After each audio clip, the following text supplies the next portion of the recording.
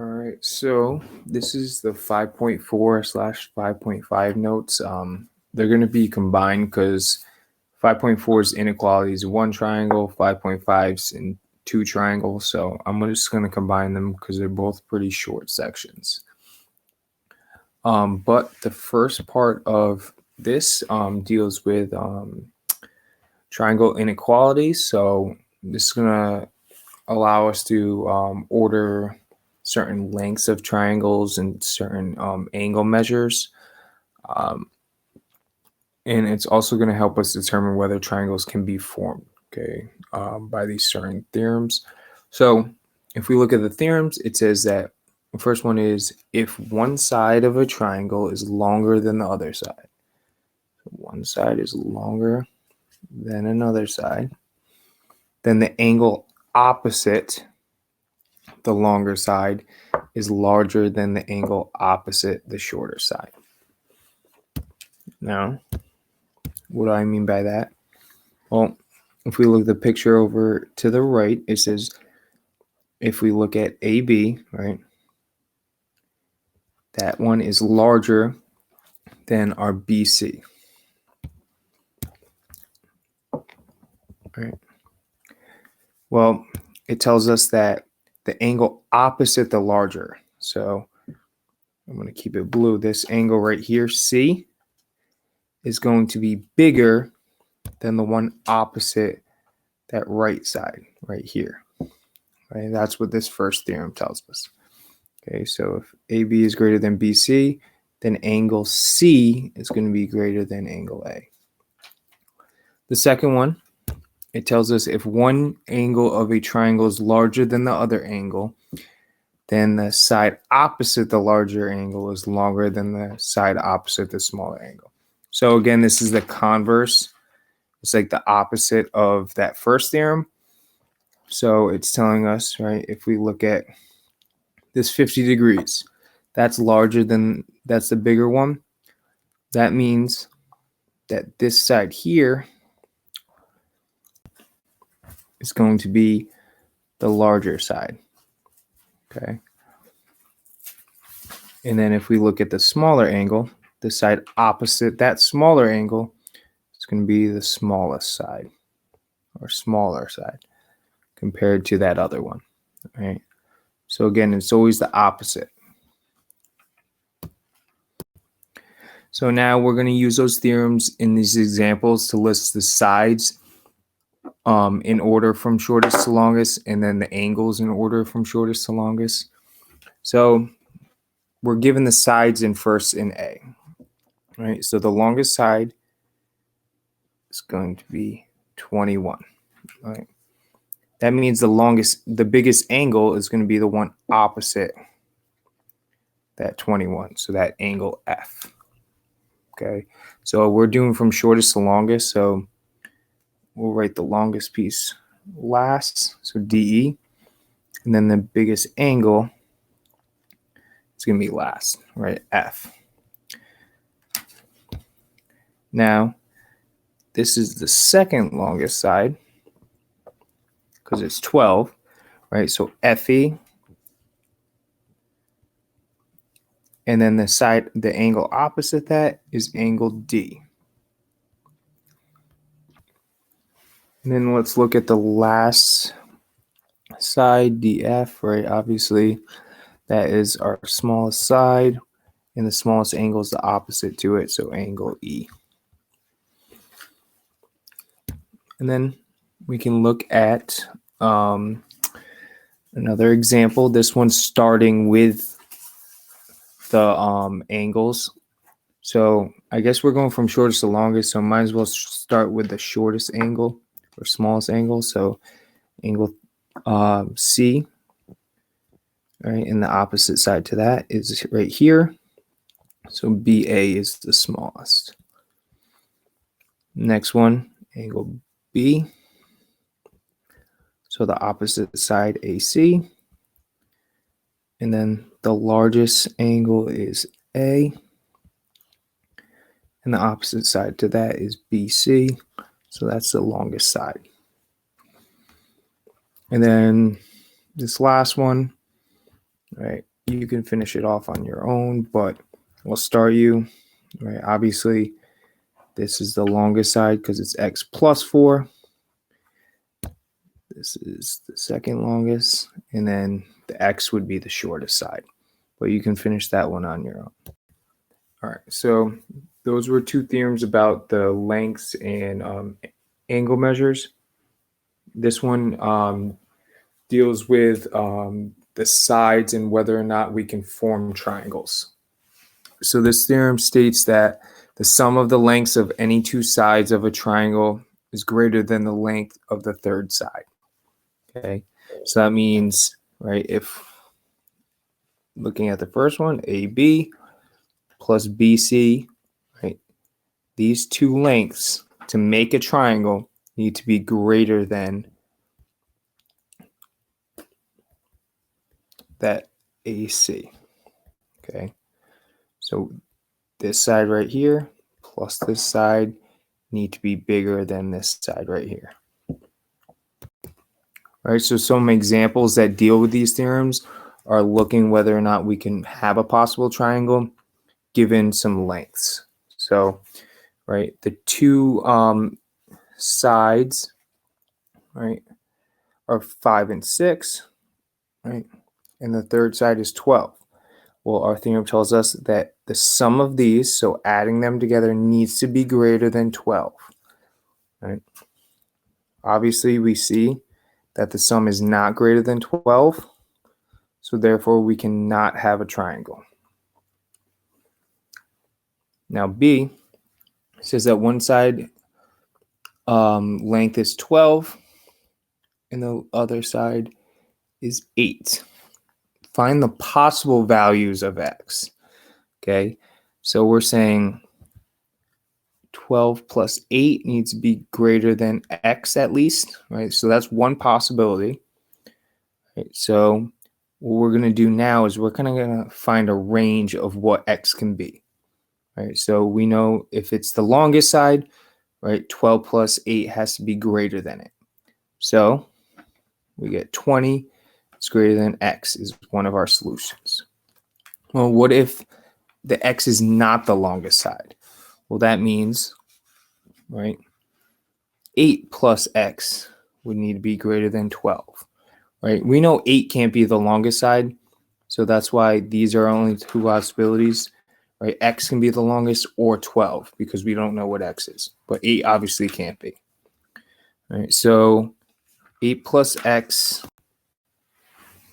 is greater than 12, therefore, if we subtract the 8 over, right, x needs to be greater than 4. Okay, so x can either be less than 20 from right here, or it can be greater than 4. So we'll write this as 4 is less than x, which is less than 20. Right, so that's the range x can be. So what I want you to do is pause this, and I'd like you to try 1 and 2, A, B, and C. So 1, A, B, and C, and 2 and A, B underneath these problems. And then I'm going to have you pause it, right, so that I can show you the solutions. All right, so now we look at the solutions. If we look at part A for number 1, right, if we add 6 and 7, it needs to be greater than 11, right, which it is. 13 is greater than 11. The two smaller ones for B are 9 and 8. Right, 17 is less than 20, so no, we can't have a triangle. And the next one, 3 plus 9 equals 9. Right, 9 is not less than 9. Greater than 9. So therefore, we cannot have a triangle. Right. Then looking at 2, right, we're going to find the range. Okay, so we know 3 plus 4 has to be greater than x, or 3 plus x has to be greater than 4. Right, 3 cannot be the largest side, so it can't be on the right side of the inequality. So you get 7 is greater than x, and x is greater than 1. Therefore, 1 is less than x, which is less than 7. And then the next problem, same thing, right? 12 can't be the shortest side, but 18 is a possibility, or x. Right, so we need to solve for both of those possibilities, and you get 6 is less than or equal to x, which is less than or equal to 30. All right, now for 5.5, continuing these 5.4, 5.5 notes. This one deals with the hinge theorem for inequalities in true triangles. So we're going to compare two triangles, and then its converse. So the hinge theorem tells us if two sides of a triangle are congruent to two sides of another triangle. So you'll see VW is congruent here, and VX is congruent to this. It tells us also if the included angles, so you see 88 is included and 35 are not congruent, obviously they're not, then the longer third side is opposite the larger included angle. So the larger included angle is 88, right? 88 is greater than 35. That means this XW is going to be greater than the opposite side of our smaller included angle, ST. Okay, it's just saying XW is bigger than ST or TS because the included angle is bigger. And then if we look at the converse, right, it's just saying the opposite. So if two sides of one triangle are congruent to two sides of another, right, so AC and DF, and then CB and FE, right, and then if we're given the third sides of the triangle, right, we know that the longer of the third side, so 12, right, that's the longer one.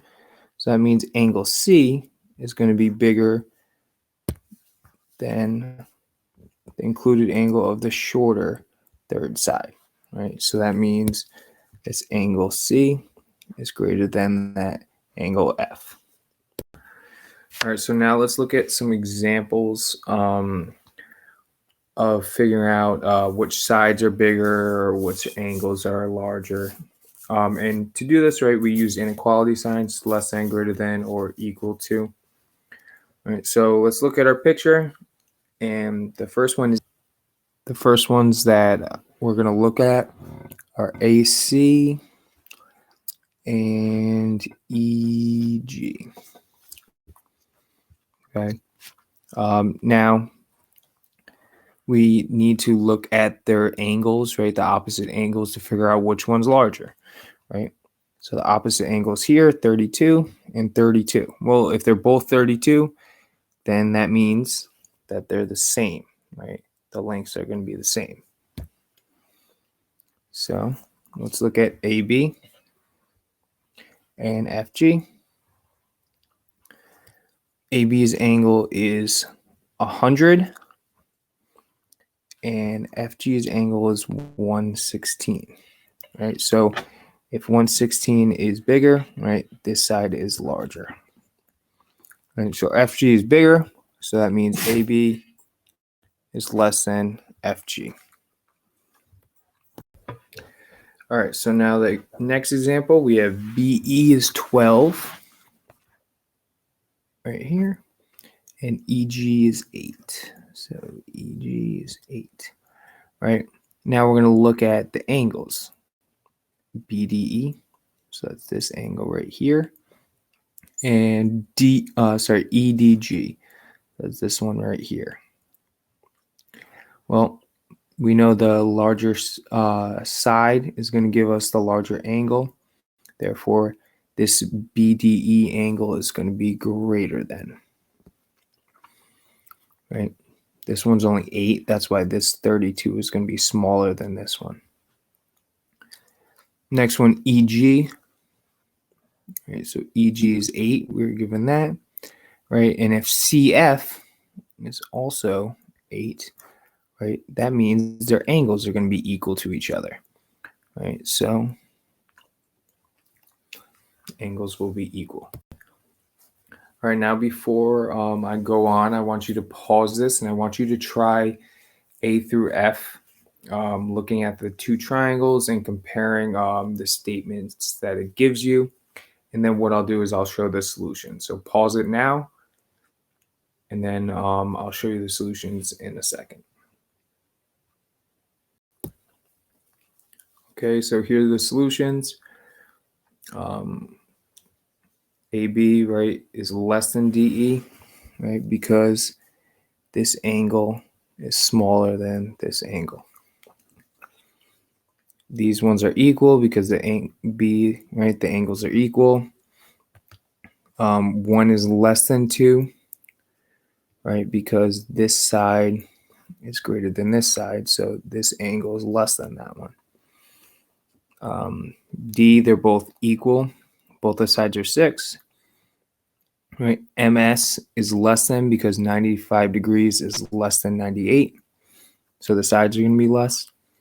And the next one, right, angle 1, its opposite side is 9. So angle 2's is only 8. So therefore angle 1 is greater than angle 2. Then the last problem, same thing, but just using a little algebra. And we're finding the range. Okay, so remember we found the range earlier. We're going to do the same thing for this one. We're going to find the range for x. Okay, so first, right, we should know that this angle, right, angle 47, is going to be greater than, this is the larger angle. We know it should be greater than x minus 9. All right, so first equation we can set up is x minus 9 needs to be less than 47. Right, that's because this side is greater than this side, so this angle is greater than that angle. Then, right, we can solve for x by adding 9, so x is less than 56. Right, because 56 minus 9 is 47, so obviously it has to be less than 47 because 47 is the larger angle. The next possibility, right, is that angle being equal to 0 degrees. So we need to set x minus 9 greater than 0, right? Because it technically can't be 0 degrees, but it has to be greater than 0. So the smallest x can be would be 9, right? Well, it had to be a little over 9, right? Because if it was 9, that degree would be 0. So these are our two ranges. So let's put them together, right? 9 is the smallest. Right? X has to be greater than 9, but also less than 56. So that's the end of the notes for 5455. If you have any questions, let me know on Google Classroom or Remind.